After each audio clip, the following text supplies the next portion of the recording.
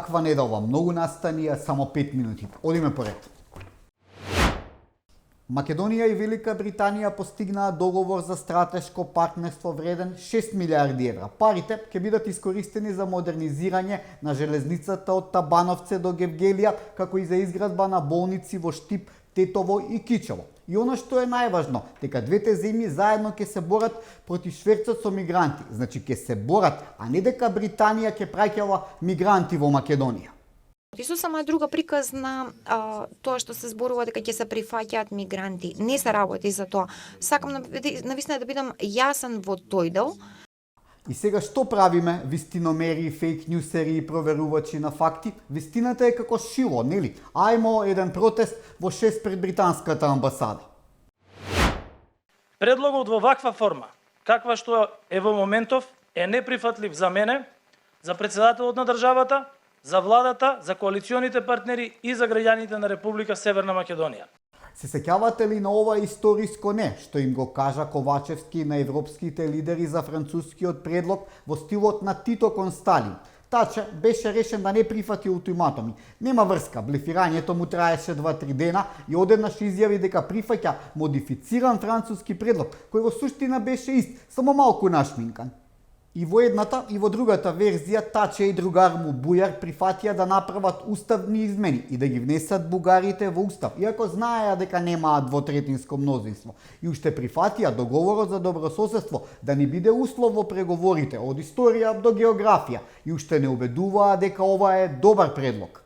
Со сета одговорност кажувам дека ова е добар предлог кој што ни го отвара патот, кој што ни овозможува да ја фатиме последниот воз за Европската Унија. Колку беше добар овој предлог не подсети председателот на Европскиот совет Антонио Кошта. Тој среде Скопје ни порача дека она што е договорено во 2022 година мора да се исполни. Тој многу ја разбирал нашата болка и фрустрација, но ете, што се мора, се мора. Да, знам колку е тоа тешко. Навистина би сакал и тоа го правам секогаш и честитам на Северна Македонија за огромните напори што ги има преземено.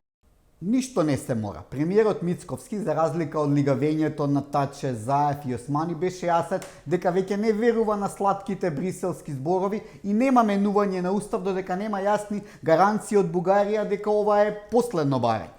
Би бил наивен како сите тие што беа во минатото наивни, да верувам дека ако нема испорака од другата страна, дека ние треба тоа да го направиме. Нема јас дека сум премиер никој што да го направи. Дека Европската Унија не е за верување, доказ е и пресудата на Европскиот суд за првиот човек на Европската комисија Урсула фон дер Лајен. Е таа Урсула на WhatsApp и на приватниот мејл ursula@yahoo.com со директорот на Pfizer си договарала набавка на вакцини од неколку милиарди евра. И оваа ќе ни зборува за корупција.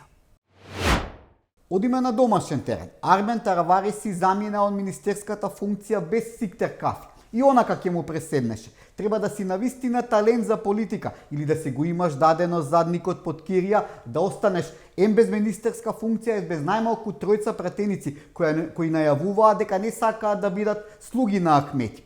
Тој Ахмети, новиот коалициски партнер на Таравари, вели дека албанец требало да биде гувернер на Народната банка. Па има ли подобар предлог за гувернер од самиот Ахмети? Барем тој со личен пример покажа како се бројат пари. Европски се разбира, за дуи е прифатливо се што не е македонско. Ова беше бурна недела, но во Македонија секоја недела е таква, затоа понекогаш ни изгледа како да живееме во реално шоу.